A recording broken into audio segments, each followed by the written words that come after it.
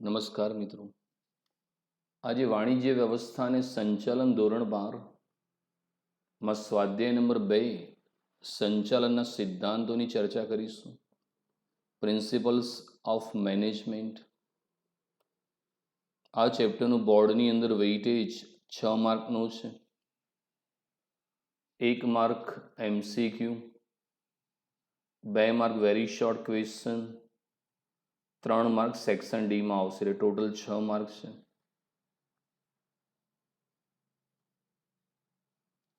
સંચાલનની વિચારધારાઓ, thoughts of management લઈએ છીએ. સંચાલન ક્ષેત્રે થયેલા વિવિધ સંશોધનો, અભ્યાસો અને પરિણામોને આધારે સંચાલનની વિચારધારાઓનો વિકાસ થયો છે. સમય અનુસાર દરેક વિચારધારાઓ તેના વિશિષ્ટ દ્રષ્ટિબિંદુની રજૂઆત છે. આ વિચારધારાઓમાં પણ અનેક સંચાલન શાસ્ત્રીઓએ અલગ અલગ મત આપી જુદા જુદા સિદ્ધાંતો આપ્યા છે. તેથી તેમાં પણ અનેક શાખા પ્રશાખાઓનો વિકાસ થયો છે. તેને સંચાલનની વિચારધારાઓ અથવા અભિગમો પણ કહેવામાં આવે છે. સંચાલનની કેટલીક વિચારધારાઓ નીચે મુજબ છે. સંચાલન એટલે અન્ય વ્યક્તિ સાથે રહીને કામ કરવાની કળા. Management is an art of getting things done through other. મિત્રો, સંચાલનના ક્ષેત્રે પણ નવા નવા વિવિધ પ્રકારના સંશોધનો થયા છે, જુદા જુદા અભ્યાસો થયા છે. અને એને આધારે જે જુદા જુદા સંચાલન શાસ્ત્રીઓ છે એમણે પોતાની દ્રષ્ટિબિંદુ, પોતાની વિચારધારાઓ રજૂઆત કરી છે. હેનરી ફેયોલ છે, ફ્રેડરિક ટેલર છે, મેક્સ વેબર છે, ગિલબ્રેથ છે, Peter F Drucker, George R Terry છે, CK પ્રહલાદ છે. આ બધા સંચાલન શાસ્ત્રીઓ જુદા જુદા સમયગાળા દરમિયાન પોતાના દ્રષ્ટિબિંદુની રજૂઆત કરી છે. તો જે વિચારધારાઓ છે એમાં અનેક સંચાલન શાસ્ત્રીઓએ અલગ અલગ મત આપ્યો છે, જુદા જુદા સિદ્ધાંતો આપ્યા છે, અને તેમાં પણ અનેક શાખા અને પ્રશાખાનો વિકાસ થયો છે. તેને સંચાલનની વિચારધારાઓ અથવા અભિગમો પણ કહેવામાં આવે છે. તો સંચાલનની કેટલીક વિચારધારાઓ જોઈએ છે.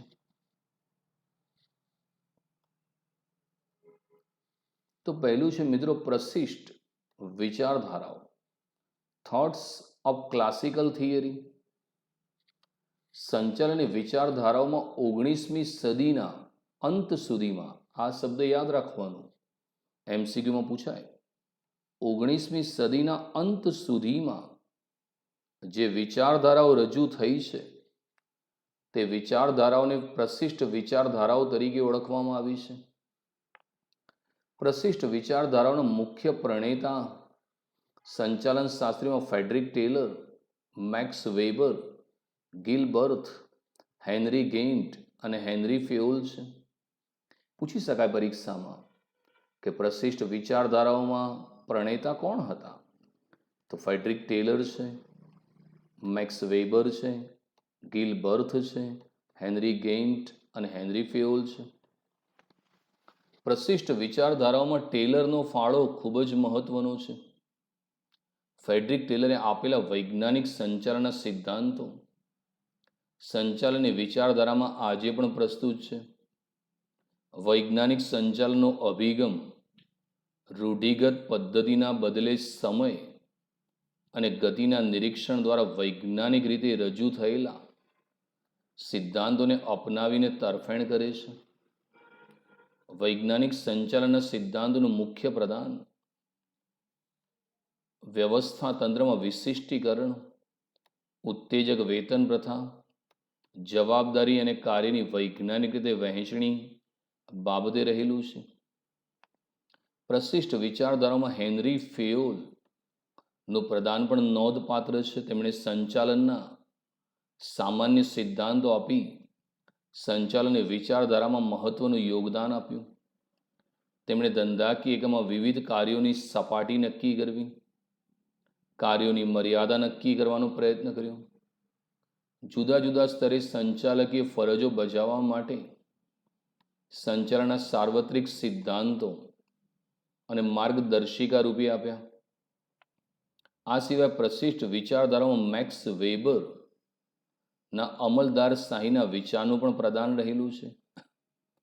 19મી સદીના અંત સુધી ઔદ્યોગિક ક્રાંતિના પરિણામે ધંધાકીય એકમનું સ્વરૂપ અને કદ બદલાવા લાગ્યા. પરિણામે પ્રશિષ્ટ વિચારધારાની જગ્યાએ બીજી વિચારધારાએ જન્મ લીધો. તો પ્રશિષ્ટ વિચારધારા થોટ્સ ઓફ ક્લાસિકલ થિયરી, તો 19મી સદીના અંત સુધીમાં જે સંચાલન અંગેની વિચારધારાઓ રજૂ થઈ છે તેને પ્રશિષ્ટ વિચારધારા તરીકે ઓળખવામાં આવે છે. અને આ જે પ્રશિષ્ટ વિચારધારા છે એમાં ફેડરિક વિન્સેલો ટેલર, જેને આપણે ફેડરિક ડબલ્યુ ટેલર કહીએ છીએ, મેક્સ વેબર, ગિલબર્થ, હેનરી ગેઇન્ટ અને હેનરી ફિયોલો મિત્રો સિંહ ફાળો છે. અને આ જે પ્રશિષ્ટ વિચારધારાની અંદર જે ફેડરિક ટેલરે વૈજ્ઞાનિક સંચાલનનો જે સિદ્ધાંત આપ્યો, તો એમનો ફાળો મિત્રો ખૂબ જ અગત્યનો છે. પ્રશિષ્ટ વિચારધારામાં ફેડરિક ટેલરનો ખૂબ જ મહત્વનો ફાળો છે. એમને વૈજ્ઞાનિક સંચાલનનો સિદ્ધાંત આપ્યો, પ્રિન્સિપલ ઓફ સાયન્ટિફિક મેનેજમેન્ટનો કોન્સેપ્ટ આપ્યો.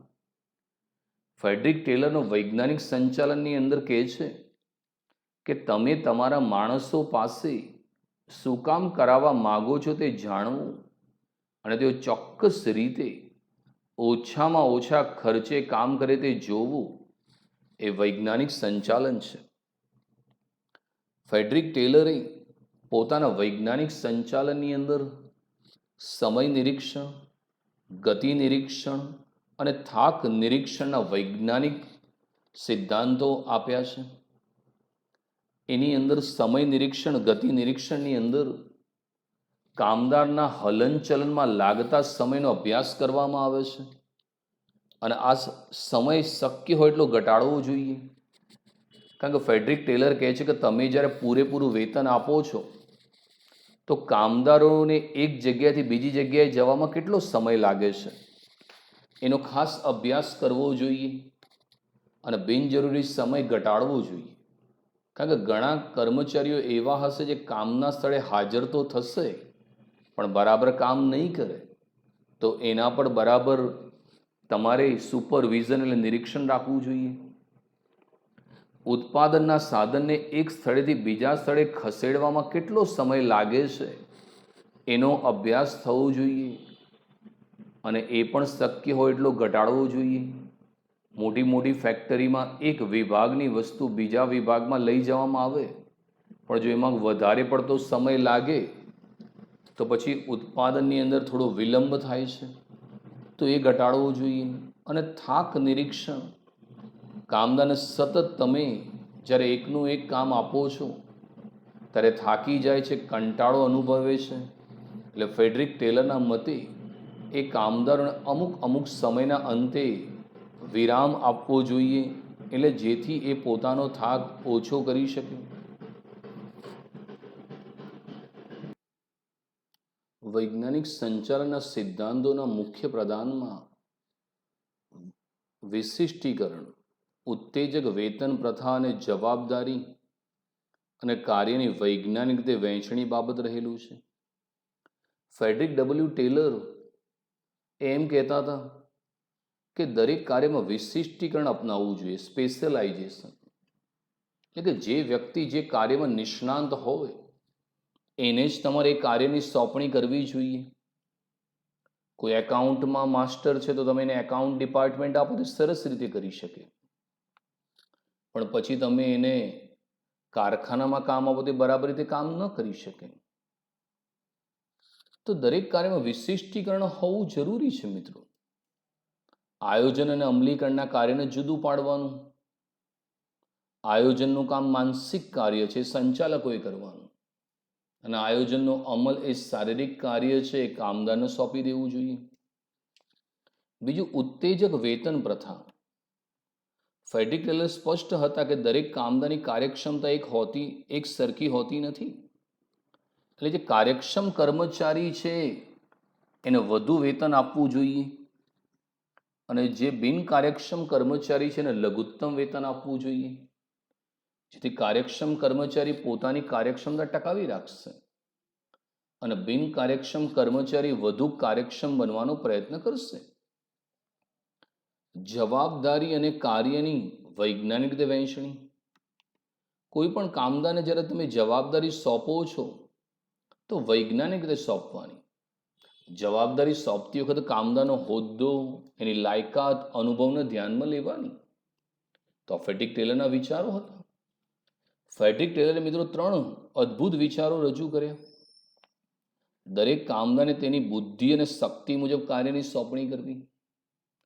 દરેક કામદારને તેની શક્તિ મુજબ મહત્તમ કાર્ય કરવાની સૂચના આપવી અને સામાન્ય કામ કરતાં ઝડપથી કાર્ય કરનારને 30%થી 100% વધુ વેતન આપવું. તો એ ફેડ્રિક ટેલરના વિચાર હતા.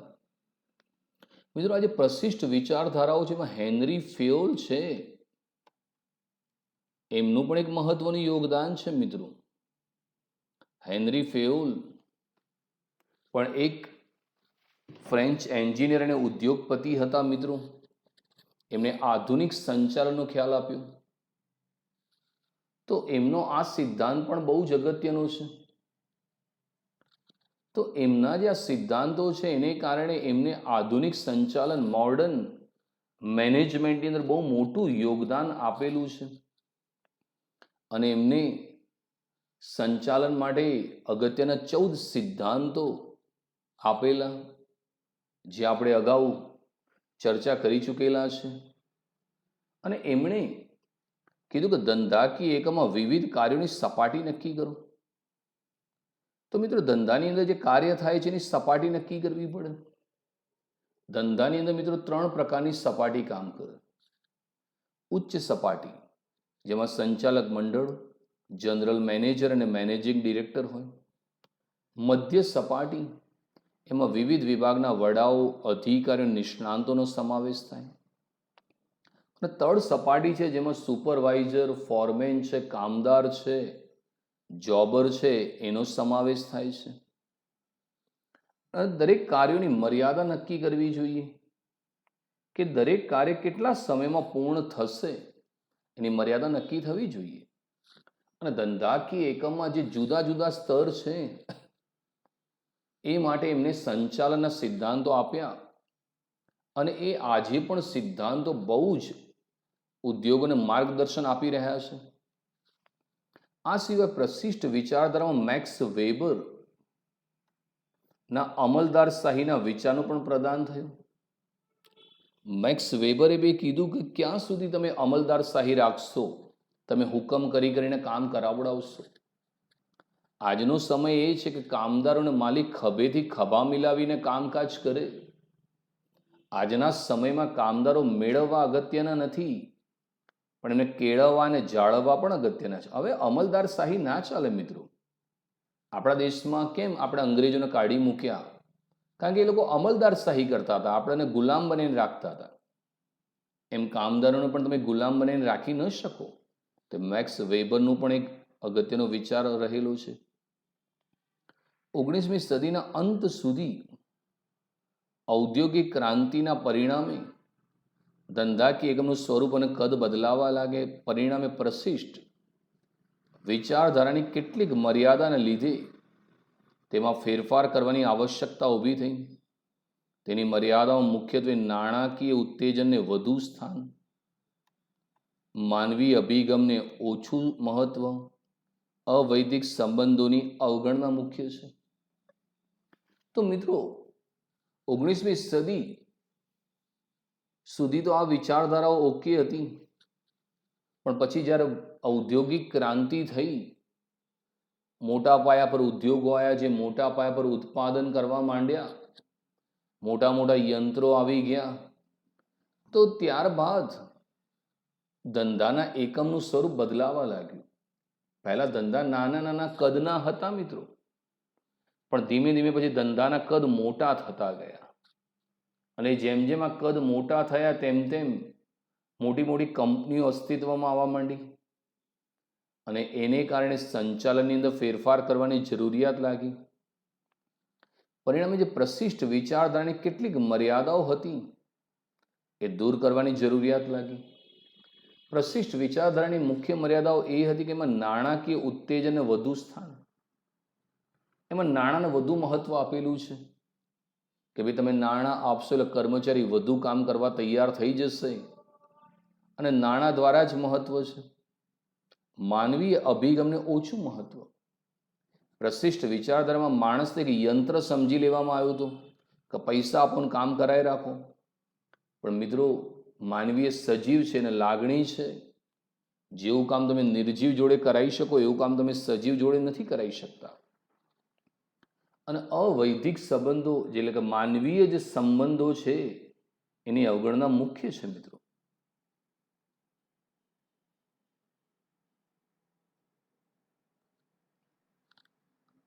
ત્યારબાદ બીજી વિચારધારા રજૂ થઈ જેને નવ પ્રશિષ્ટ સંચાલનની વિચારધારા કહે છે. Thoughts of neo. નિયો એટલે નવ, નવીન. Classical theory. સંચાલનની પ્રશિષ્ટ વિચારધારાની કેટલીક ખામીઓને દૂર કરવા માટે કેટલાક સંચાલન શાસ્ત્રીઓ તેમાં સુધારા કરી નવા અભિગમો પ્રસ્થાપિત કર્યા જેને નવ પ્રશિષ્ટ વિચારધારા તરીકે ઓળખવામાં આવે છે. 19મી સદીના અંત ભાગમાં ઔદ્યોગિક ક્રાંતિ પછી એકમો અને ઉદ્યોગોનું સ્વરૂપ બદલાયું અને નવી સંચાલન તરહની જરૂરિયાત ઊભી થઈ છે. 20મી સદીની શરૂઆતમાં ઓસ્ટ્રેલિયન ઔદ્યોગિક મનોવૈજ્ઞાનિક એલ્ટન મેયો ના હોર્થન પ્રયોગોએ આ વર્તનવાદી વિચારધારાને જન્મ આપ્યો. તેથી એલ્ટન મેયોને નવ પ્રશિષ્ટ વિચારધારાના પ્રણેતા કહે છે. નવ પ્રશિષ્ટ વિચારધારામાં સંચાલન અંગે વર્તનલક્ષી અભિગમ જૂથ વર્તન પર ભાર મૂકે છે. પ્રશિષ્ટ વિચારધારાઓને જે આધારરૂપે રાખી એમાં નવ પ્રશિષ્ટ વિચારધારામાં અવૈધિક વ્યવસ્થા તંત્ર, માનવ વર્તન, માનવ સંબંધો, પ્રેરણા વગેરે તત્વોનો ઉમેરો થયો. આ વિચારોમાં મુખ્યત્વે એલ્ટન મેયો, રેન્સિસ લિકર્ટ, હજબર્ગ, ક્રિસ, આર્ગિરિસ, મેકગ્રેગર અને માસ્લો એ મુખ્ય યોગદાનકર્તા છે.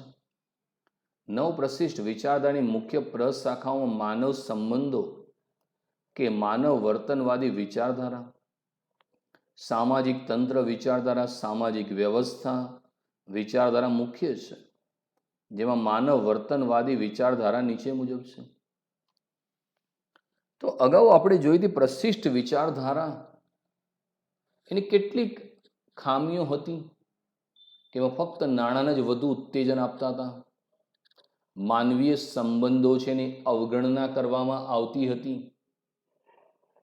તો એક એની મર્યાદાઓ છે ને દૂર કરવા કેટલાક સંચાલન શાસ્ત્રીઓ જે છે એને કીધું કે એ પ્રશિષ્ટ વિચારધારામાં થોડા ઘણા સુધારા કરવાની જરૂર છે જેથી એની મર્યાદાઓ દૂર કરી શકાય અને એમને નવા અભિગમો પ્રસ્થાપિત કર્યા.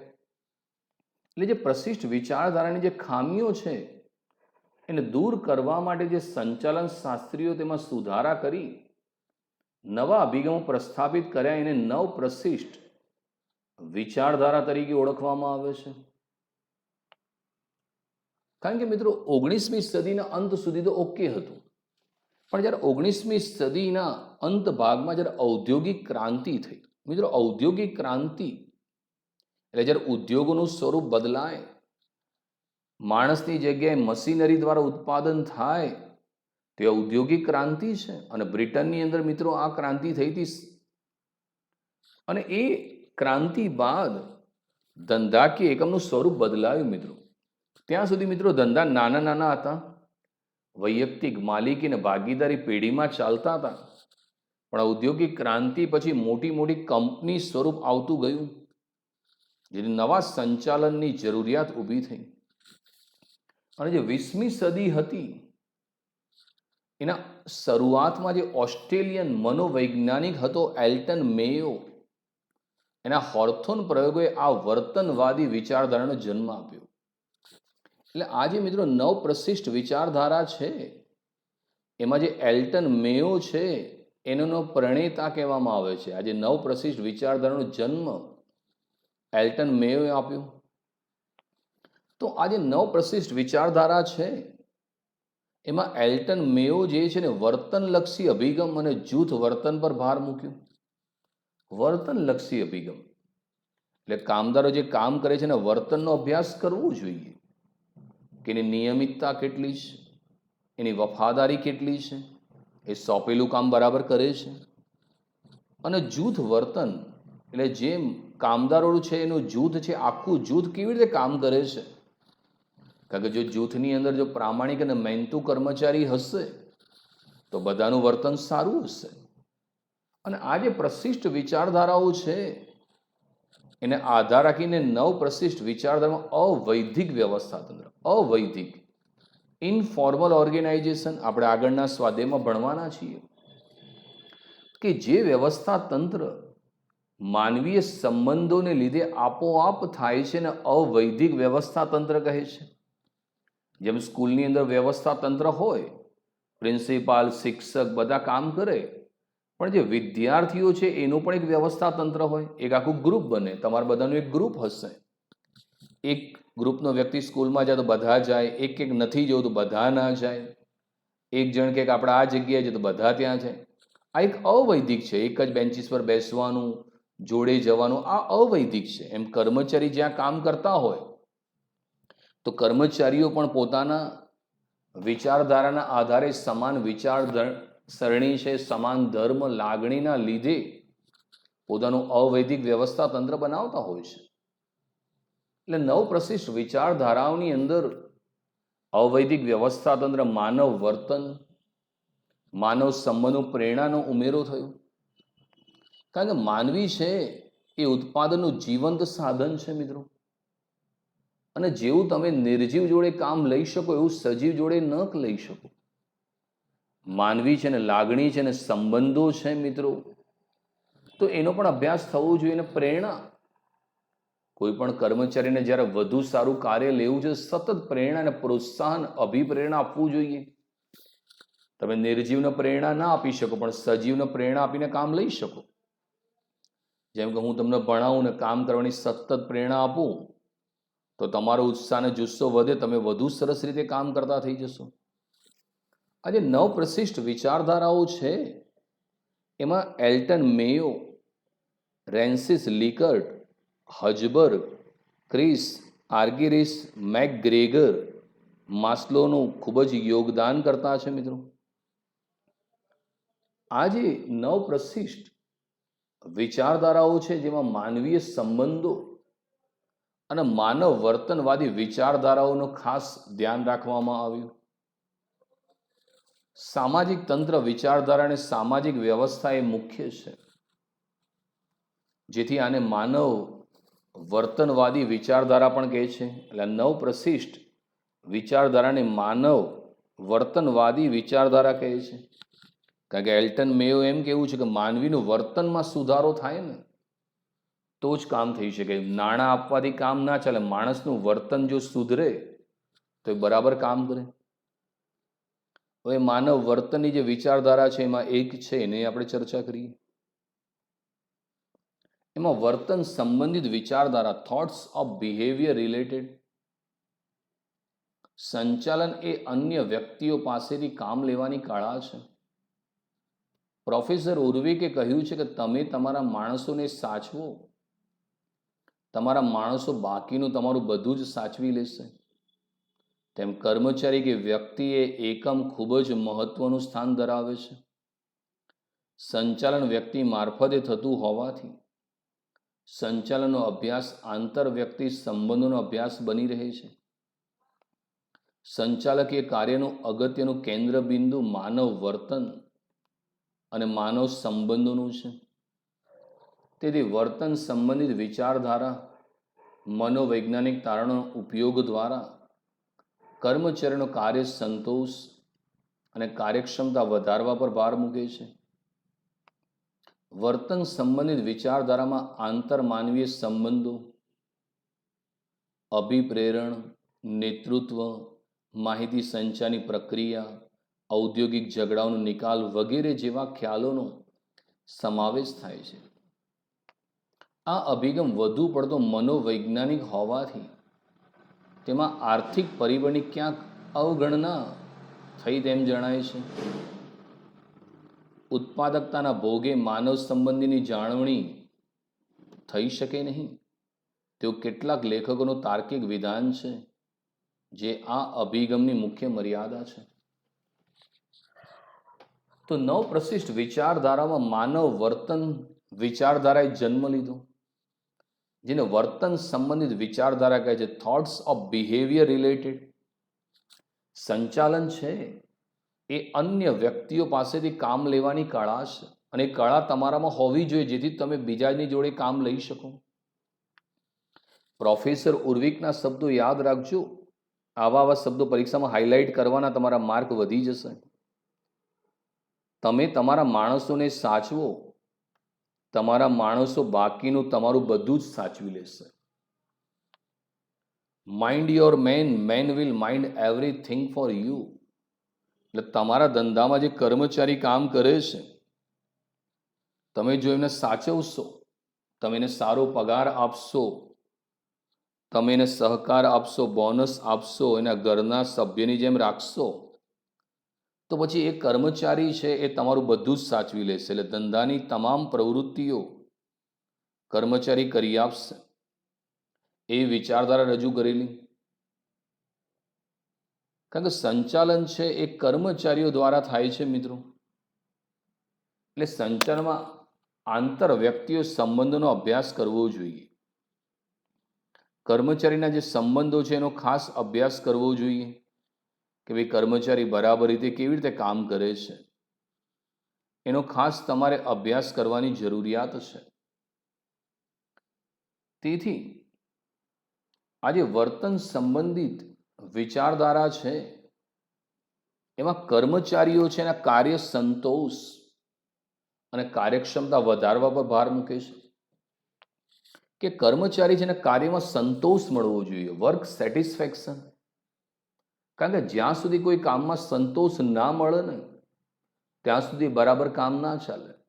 તમે માર્ક કરજો, તમે આ 12મા ધોરણમાં આવી ગયા, તમે એકાઉન્ટ લઈને બેસતા હશો, સ્ટેટ લઈને બેસતા હશો, ઇકોનોમિક્સ લઈને બેસતા હશો, પણ તમે ખાસ ગુજરાતી લઈને નહીં બેસતા હોય કે ખાસ તમે અંગ્રેજી નહીં લેતા હોય. કેમ કે તમને કાર્યમાં સંતોષ નથી મળતો ને.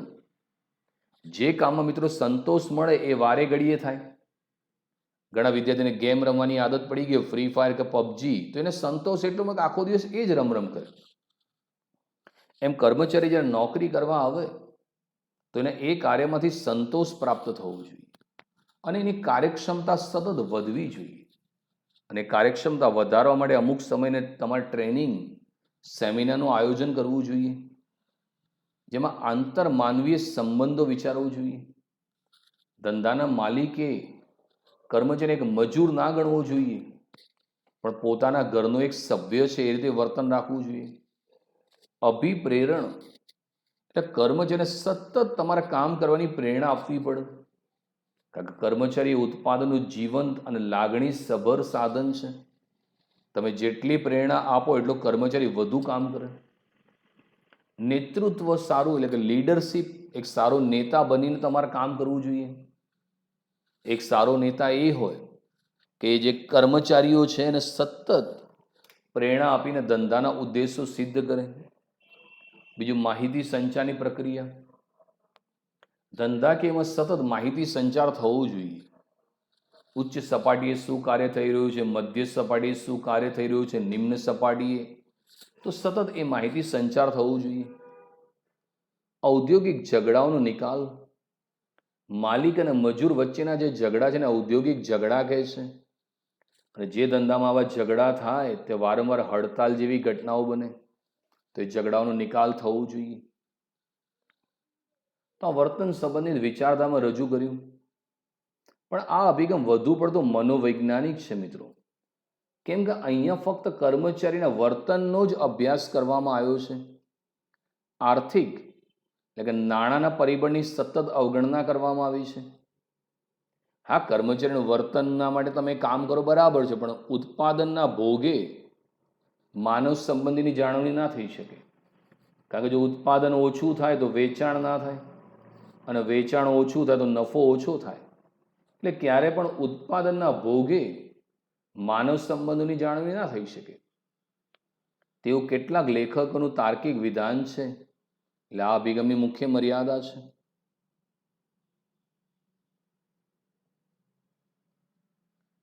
એટલે પછી એક નવી વિચારધારાએ જન્મ લીધો, આધુનિક વિચારધારા.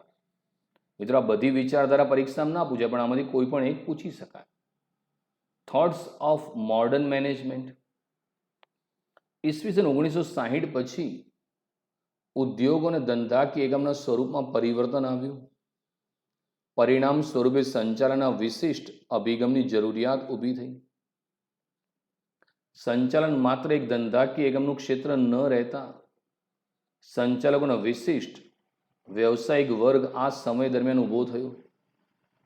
સંચાલનની સાથે મનોવિજ્ઞાન, સમાજશાસ્ત્ર, આંકડાશાસ્ત્ર, ગણિતશાસ્ત્ર, કમ્પ્યુટર, ઇન્ફોર્મેશન ટેકનોલોજીના ઉપયોગની પણ આ વિચારધારામાં હિમાયત કરવામાં આવી.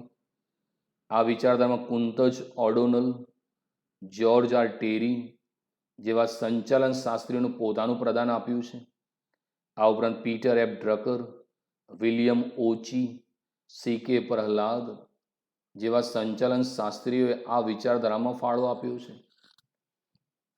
તો અગાઉ આપણે જોયું કે માનવ સંબંધિત જે વિચારધારા હતી એમાં પણ કેટલીક મર્યાદા હતી. કેવા માત્ર માનવ વર્તનનો અભ્યાસ થતો હતો, પણ જે આર્થિક એટલે નાણાંના પરિબળનો અભ્યાસ નહોતો થતો. અને ઉત્પાદનના ભોગે ક્યારે પણ માનવીય સંબંધોની જાળવણી ના થઈ શકે. એટલે એ મર્યાદા દૂર કરવા એક આધુનિક વિચારધારાનો જન્મ થયો, થોટ્સ ઓફ મોડર્ન મેનેજમેન્ટ. ઈસવીસન 1960 પછી મિત્રો ઉદ્યોગોના સ્વરૂપમાં પાછું એક પરિવર્તન આવવાની શરૂઆત થઈ. નવી નવી ટેકનોલોજી આવવાની ચાલુ થઈ, નવી નવી મશીનરી આવવાની ચાલુ થઈ. તો એને કારણે સંચાલનની અંદર એક નવી વિચારધારાની જરૂરિયાત ઊભી થઈ. કારણ કે સંચાલન એ માત્ર ધંધાકીય એકમ માટે નહીં, પણ દરેક ક્ષેત્ર, સામાજિક ક્ષેત્ર, ધાર્મિક ક્ષેત્ર, આર્થિક ક્ષેત્ર, બેન્કિંગ ક્ષેત્ર બધા માટે જરૂરિયાત છે.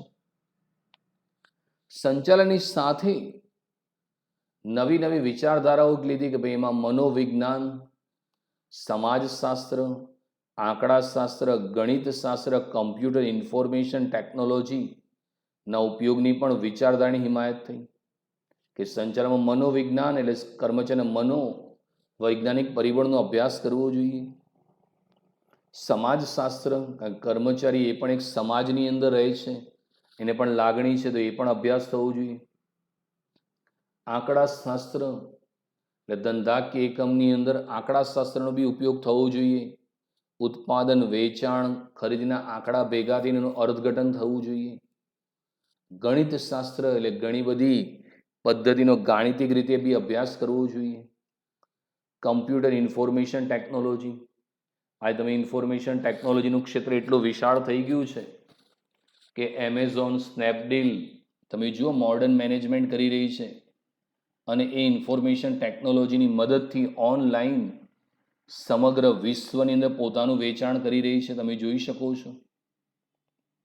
એટલે અહીંયા જે કંપનીઓ આધુનિક મેનેજમેન્ટ અપનાવશે એ વધારે ચાલશે. જેમ રિલાયન્સ વાળો જે મોલની અંદર તો કરિયાણું વેચે જ છે, પણ જીઓ માર્ટ દ્વારા ઓનલાઈન પણ કરિયાણું વેચી રહ્યો છે. એટલે અહીંયા એક આધુનિક વિચારધારા જોઈએ, જેમાં કુંતજ, સંચાલન શાસ્ત્રી ઓડોનલ, જ્યોર્જ આર ટેરી જેવા સંચાલન શાસ્ત્રીઓનું પ્રદાન આપ્યું છે.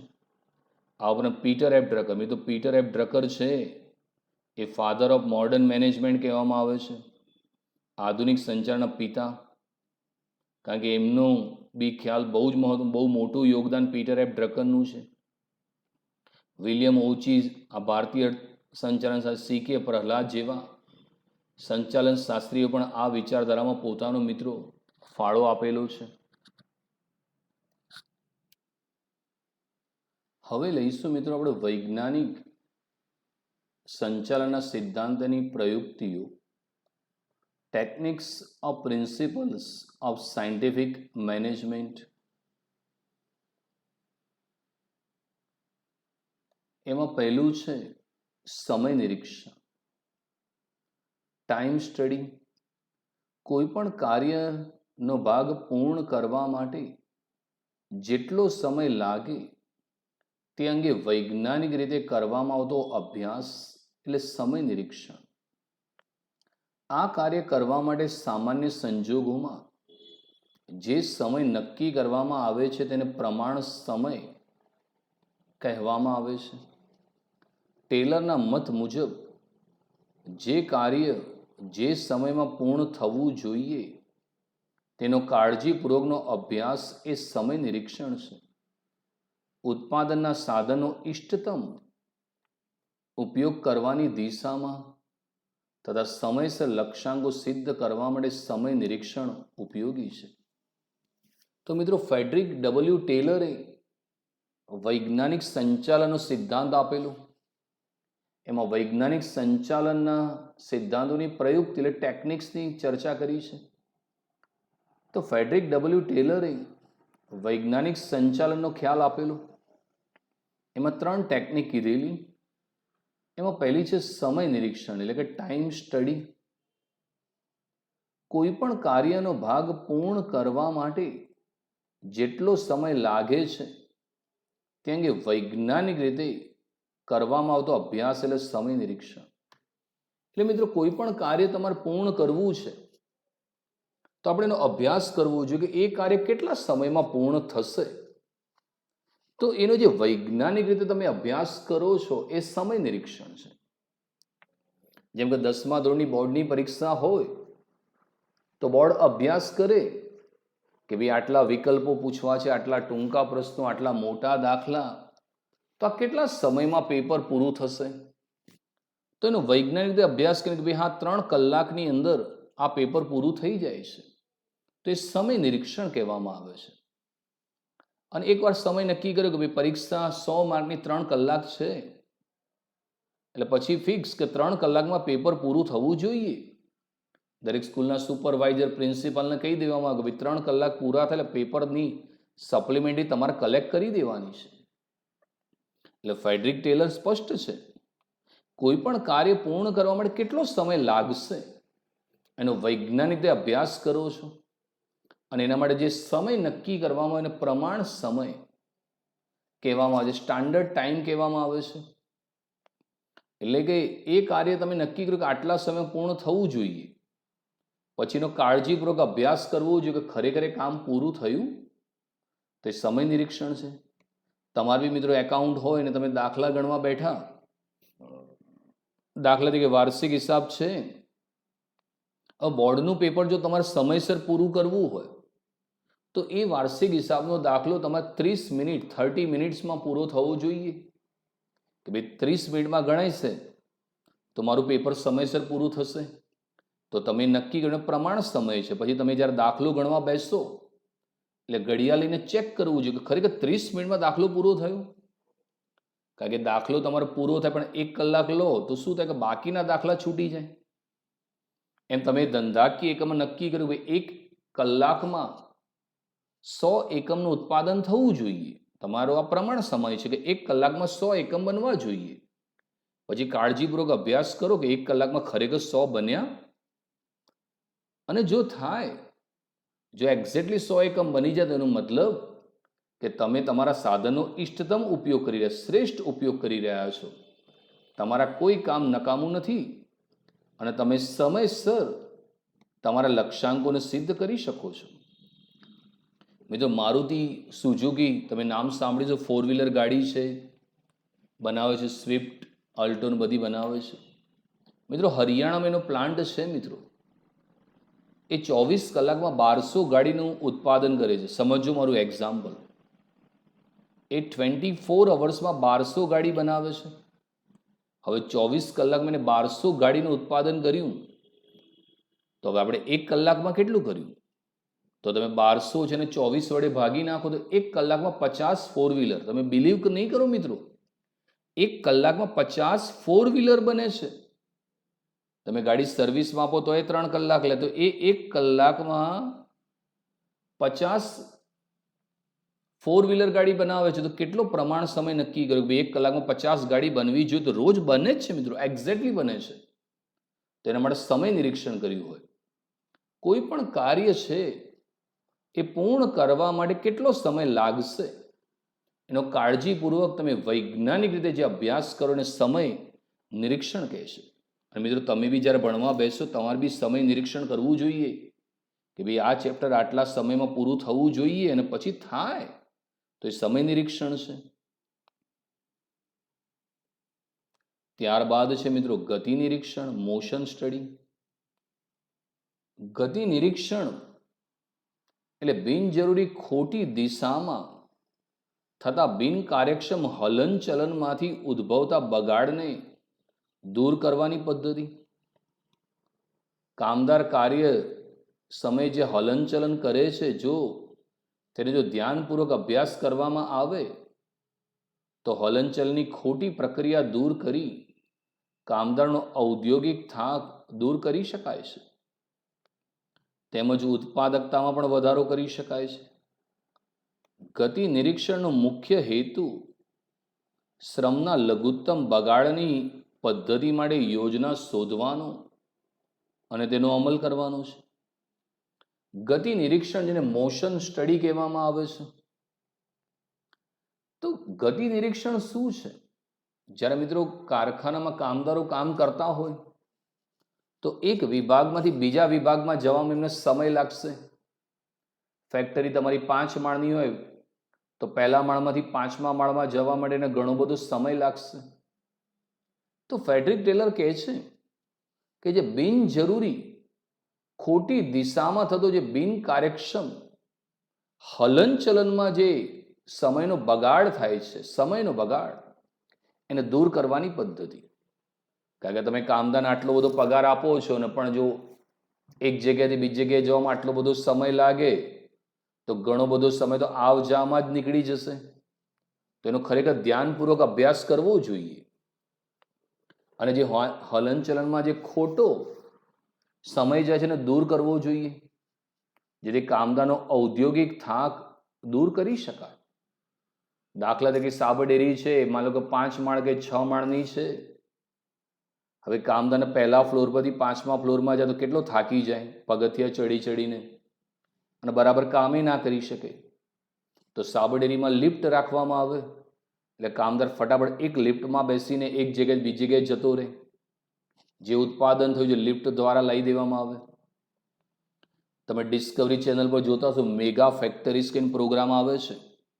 તો મિત્રો કારખાનામાં નાના નાના સ્કૂટર, નાની નાની ગાડીઓ રાખવામાં આવે છે, નાના નાના રોબોટ રાખવામાં આવે છે, એટલે જેથી એક જગ્યાએથી બીજી જગ્યાએ ફટાફટ કામ થઈ શકે. એટલે કામદારના હલનચલનમાં જે ખોટો સમય લાગે છે એ દૂર કરવામાં આવે, જેથી કામદારનો જે થાક છે એને દૂર કરી શકાય અને ધંધાનું ઉત્પાદકતાનું પ્રમાણ વધી શકે. એટલે એ કામદાર વધુ સરસ રીતે મિત્રો ઉત્પાદનનું કામ કરી શકે. એક્ઝામ્પલ આપું, માની લો કે તમારું ઘર સ્કૂલથી 5 કિલોમીટર દૂર હોય. એક એક્ઝામ્પલ છે મિત્રો. તમારું ઘર સ્કૂલથી માની લો કે 5 કિલોમીટર દૂર છે. હવે માની લો કે તમે ચાલતા આવો કે સાયકલ લઈને આવો તો કેટલો બધો સમય લાગે અને તમે થાકી જાઓ. પણ માની લો કે તમે એક્ટિવા લઈને જાઓ તો કેટલાક ફટાક કરતાં પહોંચી જાઓ, તમને કોઈ થાક બી ના લાગે ને તમે સરસ રીતે કામકાજ કરી શકો. એમ કામદારની અંદર જે બિનજરૂરી ખોટી દિશામાં, બિનજરૂરી હલનચલનમાં જે સમય લાગે છે એને દૂર કરવાની પદ્ધતિ એ ગતિ નિરીક્ષણ છે, જેથી શ્રમનો લઘુત્તમ બગાડ થાય કામના કલાકોનો જે બગાડ થતો એને અટકાવી શકાય. તો ફ્રેડરિક ટેલરના મતે આવી પદ્ધતિ શોધવી જોઈએ અને એનો અમલ પણ કરવો જોઈએ. ત્રીજું છે ભિન્ન વેતન દરની પદ્ધતિ, ડિફરન્શિયલ વેજ રેટ સ્ટડી. કામદારોને તેના કામના સમયને આધારે વેતન સંબંધી ઉત્તેજન આપવાની પદ્ધતિ એટલે ભિન્ન વેતન દરની પદ્ધતિ. ઉત્પાદન વૃદ્ધિ માટે કામદારોને ઉત્તેજન આપવા માટે ટેલરે ઉત્તેજક વેતન પ્રથાની હિમાયત કરી હતી. કારખાનામાં કામ કરતા દરેક કામદારની કાર્ય કરવાની ક્ષમતા અલગ અલગ હોય છે. આ હકીકતને ધ્યાનમાં રાખીને કાર્યક્ષમ કામદારને વધુ ઉત્પાદનના સંદર્ભમાં વધુ વેતન મળવું જોઈએ અને ઓછી કાર્યક્ષમતાવાળા કામદારને ઓછું વેતન મળવું જોઈએ. આ બાબત ધ્યાનમાં રાખીને ટેલરે ભિન્ન વેતન દરની પદ્ધતિ આપી છે. ભિન્ન વેતન દરની પદ્ધતિ તો કામદારો જે છે મિત્રો એની કાર્યક્ષમતા જુદા જુદા પ્રકારની હોય છે. દરેક કામદારની કાર્યક્ષમતા એક સરખી નથી હોતી. તો કામદારો છે એના કામના સમયના આધારે એમની કાર્યક્ષમતાના આધારે વેતન આપવાની પદ્ધતિ અને વેતન ભિન્ન વેતન દરની પદ્ધતિ કહે છે. એટલે કે જેવી કાર્યક્ષમતા, જેવો તમે સમય કામ કર્યો એ મુજબ કામદારને વેતન આપવામાં આવે ને ભિન્ન વેતન દરની પદ્ધતિ કહે છે. ફ્રેડરિક ટેલર સ્પષ્ટ કહે છે કે ધંધાકીય એકમમાં જે કાર્યક્ષમ કર્મચારી છે એને વધુ વેતન આપવું જોઈએ અને જે બિનકાર્યક્ષમ કર્મચારી છે એને લઘુત્તમ વેતન આપવું જોઈએ. અને સામાન્ય કામ કરતા જો ઝડપથી કામ કરે તો એને 30% થી 100% વધુ વેતન આપવું જોઈએ. કારણ કે એને વધુ વેતન મળે તો બીજા કામદારો પણ વિચારે કે જો આપણે પણ આપણી કાર્યક્ષમતા વધારીશું તો આપણા પણ વેતનમાં વધારો થશે. એટલે જેવું ઉત્પાદન કરે એ મુજબ એને વેતન મળવું જોઈએ. દાખલા તરીકે એક કામદાર છે, તમે એને કીધું રોજના તારા 100 એકમ બનાવવાના છે અને તને હું 10,000 પગાર આપીશ. આ એક્ઝામ્પલ સમજજો. તાર રોજના 100 એકમ બનાવવાના, હું તને 10,000 પગાર આપીશ. હવે માન લો કે કામદાર 120 બનાવે છે. તમે 10,000 પગાર નક્કી કર્યો, 100 બનાવવાના હતા. હવે સરસ રીતે કામ કરીને 120 બનાવ્યા તો 100 ની સામે 120 એટલે 20% વધારે કામ કર્યું. તો જો એને 20% વધારે કામ કર્યું તો એને પગાર 20% વધારવાનો. પહેલા 10,000 પગાર હતો, હવે 20% વધારી દો તો 10,000 ના 20% થાય 2,000. એટલે 10,000 વત્તા 2,000 તમને 12,000 પગાર આપી દેવાનો. એટલે ખુશ થઈ જાય કે જો મને 12,000 મળ્યું. તો એને કારણે બીજા કામદારો પણ વિચારશે કે જો આપણે પણ આપણી કાર્યક્ષમતા વધારીશું તો આપણો પણ પગાર વધશે. તો જે બિનકાર્યક્ષમ કર્મચારી છે, ઓછી કાર્યક્ષમતાવાળા, એને વેતન ઓછું આપવાનું અને જે કાર્યક્ષમ છે એને વધુ વેતન આપવાનું. એટલે ટેલરે આવી ભિન્ન વેતન દરની પદ્ધતિ, અને ખરેખર સારી વસ્તુ છે મિત્રો. કોઈ સ્કૂલમાં શિક્ષક બહુ સરસ કામ કરતો હોય, તમે પણ એને એ જ પગાર આપો અને જે સાહેબ કશું ના કરાવતો તમે એને એ જ પગાર આપો, બંનેને એક જ પગાર, એ યોગ્ય નથી. તો એનાથી શું થશે? જે આળસુ શિક્ષક તો આળસુ જ રહેશે, પણ જે સારું ભણાવતો હશે એ પણ વિચારશે કે હું પણ ના ભણાવું તો એ પગાર તો મળવાનો જ છે. તો જે બિનકાર્યક્ષમ છે તો બિનકાર્યક્ષમ જ રહે, પણ કાર્યક્ષમ એ તમારો બિનકાર્યક્ષમ બની જાય. પણ એના કરતાં એવું કર્યું હોય કે જે શિક્ષક સારું ભણાવે, જેના વિષયમાં સારા માર્ક આવે એનો પગાર વધારવાનો, તો એને વધુ પ્રોત્સાહન મળે. અને બિનકાર્યક્ષમ શિક્ષક પણ વિચારે કે હું પણ જો સરસ ભણાવીશ તો મારો પણ પગાર વધશે. એટલે કાર્યક્ષમ કર્મચારી કાર્યક્ષમતા ટકાવી રાખશે અને બિનકાર્યક્ષમ કાર્યક્ષમ બનવાનો પ્રયત્ન કરશે. તો ટેલરે આવી રીતે ભિન્ન વેતન દરની પદ્ધતિ મિત્રો આપેલી હતી.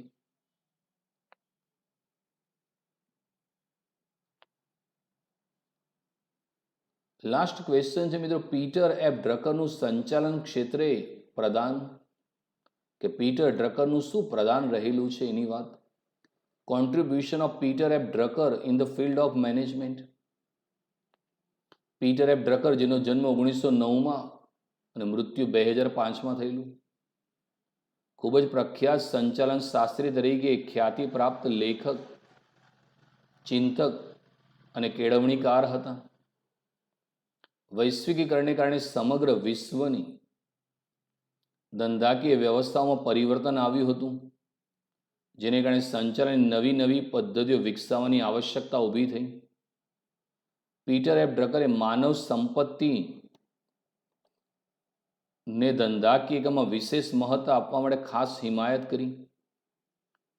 પીટર એફ ડ્રકરના મુખ્ય પ્રદાનમાં ધ્યેયલક્ષી સંચાલન અને સ્વનિયમનનો સિદ્ધાંત મુખ્ય છે. ધ્યેયલક્ષી સંચાલન વિશે તેઓ જણાવે છે કે હેતુ સિદ્ધિ માટે કર્મચારીઓ અને સંચાલકોના ધ્યેયમાં એક સૂત્રતા હોવી જરૂરી છે. જુદા જુદા ધંધાકીય સ્વરૂપના એકમો માટે ધ્યેયલક્ષી સંચાલન ખૂબ જ અસરકારક છે.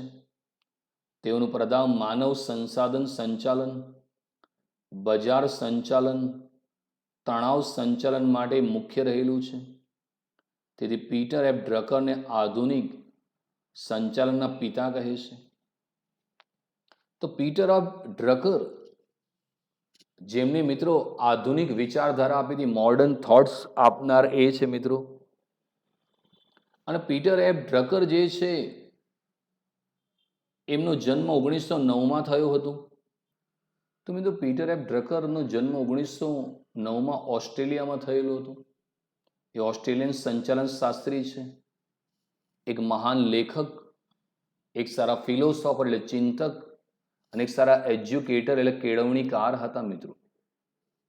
વૈશ્વિકીકરણ, જેને ગ્લોબલાઇઝેશન કહે છે, વૈશ્વિકીકરણ એટલે દુનિયાના દરેક દેશના અર્થતંત્રને વિશ્વના અર્થતંત્ર સાથે નજીક લઈ જવાની પ્રક્રિયા. અને જ્યારથી વૈશ્વિકીકરણ થયું, એક દેશના ધંધા ઉદ્યોગો બીજા દેશમાં જવાના શરૂ થયા, એ વૈશ્વિકીકરણ હતું. આજે ભારતમાં વિશ્વને દરેક દેશોની કંપનીઓ કામ કરે છે. જેમ કે કોરિયાની સેમસંગ કંપની કામ કરે છે, અમેરિકાની કોલગેટ છે, ગૂગલ છે, માઇક્રોસોફ્ટ છે, કોકાકોલા, પેપ્સી કામ કરી રહી છે, જાપાનની હોન્ડા છે, નિસાન છે, ટોયોટો કામ કરી રહી છે, ચીનના રિયલમી, એમઆઈ કંપનીઓ કામ કરે છે. એમ વિશ્વની ઘણી બધી કંપનીઓ ભારતમાં કામ કરે છે. એટલે જે વૈશ્વિકીકરણ આવ્યું એને કારણે સમગ્ર વિશ્વની અંદર ધંધાકીય વ્યવસ્થામાં પરિવર્તન આવી ગયું મિત્રો. કારણ કે હવે દેશના ધંધા જોડે તો હરીફાઈ કરવાની છે, જોડે વિશ્વ જોડે પણ હરીફાઈ કરવાની છે. આ સમગ્ર વિશ્વ જોડે હરીફાઈ કરવાની છે. એને કારણે સંચાલનની નવી નવી પદ્ધતિઓ વિકસાવવાની આવશ્યકતા ઊભી થઈ. પીટર એફ ડ્રકરે માનવ સંપત્તિ પર વિશેષ મહત્વ આપ્યું. માનવ સંપત્તિ, પીટર ડ્રકર એમ કહે છે કે ધંધામાં જો કોઈ અગત્યની કોઈ સંપત્તિ હોય તો તમારા કર્મચારી, તમારા માનવી છે. અને વાત સાચી છે મિત્રો. તમારી પાસે યંત્રો હોય, નાણાં હોય, પદ્ધતિ હોય, પણ કર્મચારી જ ના હોય તો શું થાય? ધંધાની અંદર કોઈ અગત્યની સંપત્તિ હોય તો તમારા કર્મચારીઓ છે. તો એને એમ કહેવું છે કે ધંધામાં જે કર્મચારી છે એનું ખાસ ધ્યાન રાખો. તમારી પાસે કશું નહીં હોય પણ કર્મચારી પ્રામાણિક હશે ને તમે પાછા ઊભા થઈ જશો. તેમણે માનવ સંપત્તિ પર મિત્રો વિશેષ મહત્વ આપ્યું કે કર્મચારીને સાચવો. અને એમને ધ્યેયલક્ષી સંચાલનનો સિદ્ધાંત આપ્યો કે તમારા ધંધાના ધ્યેય નિર્ધારિત સમયમાં સિદ્ધ કરવા હોય તો એના માટે વિશેષ સંચાલન કરવું જોઈએ, જેથી ધ્યેય સિદ્ધ થઈ શકે. સ્વનિયમનનો સિદ્ધાંત એમને આપેલો અને એટલો બધો લોકપ્રિય બન્યો હતો મિત્રો, તો જેને કારણે એમને ફાધર ઓફ મોડર્ન મેનેજમેન્ટ તરીકે ઓળખવામાં આવ્યા. આધુનિક સંચાલનના પિતા એ પીટર એફ ડ્રકર હતા મિત્રો. પીટર એફ ડ્રકર સ્પષ્ટ કહે છે કે ધંધાકીય એકમના કર્મચારી અને સંચાલકોના ધ્યેયમાં એક સૂત્રતા હોવી જોઈએ. એટલે કર્મચારીનો ધ્યેય અને સંચાલકનો ધ્યેય એક જ હોવું જોઈએ. બંને એક સૂત્રતાથી કામ કરે ને તો જ ધંધાકીય એકમ નિર્ધારિત સમયમાં પોતાના ઉદ્દેશો સિદ્ધ કરી શકે. સ્કૂલમાં શિક્ષકો સંચાલકો અને વિદ્યાર્થીના ધ્યેય એક જ હોય ને, એક સૂત્રતા, તો 100% સ્કૂલનું રિઝલ્ટ ખૂબ જ સરસ આવે. બાકી વિદ્યાર્થી આળસ રાખે અને શિક્ષકોનો પગારમાં રસ હોય તો રિઝલ્ટ સારું ના આવે. ધંધાકીય એકમમાં ધ્યેય સિદ્ધ કરવા છે તો કર્મચારી અને સંચાલકના ધ્યેયમાં એક સૂત્રતા હોવી જોઈએ. અને એમના માટે ધ્યેયલક્ષી સંચાલન એમને સિદ્ધાંત આપ્યો. તેમનું અગત્યનું જે પ્રદાન છે જે માનવ સંસાધન સંચાલન, આપણે અગાઉ ભણી ગયા પહેલા ચેપ્ટરમાં, હ્યુમન રિસોર્સ મેનેજમેન્ટ. ધંધાકીય એકમમાં સારા કર્મચારી મેળવવા, એને કેળવવા, એને જાળવવા અગત્યની વસ્તુ છે. આજે મોટાભાગના સ્ટુડન્ટ હવે HRMમાં MBA કરે છે, કારણ કે આજના સમયમાં જે કર્મચારીને ટકાવી રાખવા એ બહુ જ અગત્યનું છે. તો એનું સંચાલન થવું જોઈએ. બજાર સંચાલન એટલે બજારમાં તમારા હરીફો શું કઈ કિંમતે વેચે છે, હરીફાઈ કેટલી છે, એનો ખાસ અભ્યાસ. અને બજાર સંચાલનમાં 4P: પ્રોડક્ટ, પ્રાઇસ, પ્રમોશન અને પ્લેસ. આનો ખાસ અભ્યાસ કરવો જોઈએ તમારે, જે આપણે પહેલા ચેપ્ટરમાં કર્યો હતો. તણાવ સંચાલન, ધંધાકીયમાં કર્મચારી કે સંચાલકો કોઈ તણાવમાં કામ ના કરવા જોઈએ. માનસિક તણાવ રહે, ઝઘડાઓ વધી જાય, માલિક અને કર્મચારી વચ્ચેના ઝઘડા વધે તો ધ્યેય સિદ્ધ ના થઈ શકે. એટલે તણાવ સંચાલન કરવું જોઈએ. તો આમ અગત્યના સિદ્ધાંતોની મિત્રો એમને ચર્ચા કરેલી. એટલે પીટર એફ ડ્રકર છે, એના આધુનિક સંચારના પિતા તરીકે એક બિરુદ આપવામાં આવ્યું. એમનું મહત્વનું જે યોગદાન છે એમાં એમને ધ્યેયલક્ષી સંચાલન અને સ્વનિયમનો સિદ્ધાંત આપ્યો, એ ખૂબ જ મુખ્ય છે. એમનું સ્પષ્ટ કહેવું હતું કે ધંધાના કર્મચારી અને સંચાલકોના જે ધ્યેય છે એ સમાન, એમાં એક સૂત્રતા હોવી જોઈએ. અને એમનું જે અગત્યનું જે પ્રદાન હતું એમાં માનવ સંસાધન સંચાલન, બજાર સંચાલન અને તણાવ સંચાલન મુખ્ય છે. જેથી પીટર એફ ડ્રકરને આધુનિક સંચારના પિતા તરીકે ઓળખવામાં આવ્યા. તો આજે મિત્રો આપણે તમામ થિયરી પૂર્ણ કરી છે મિત્રો. તો આપ ચોપડામાં લખીને તૈયાર કરી નાખજો મિત્રો. Thank you very much.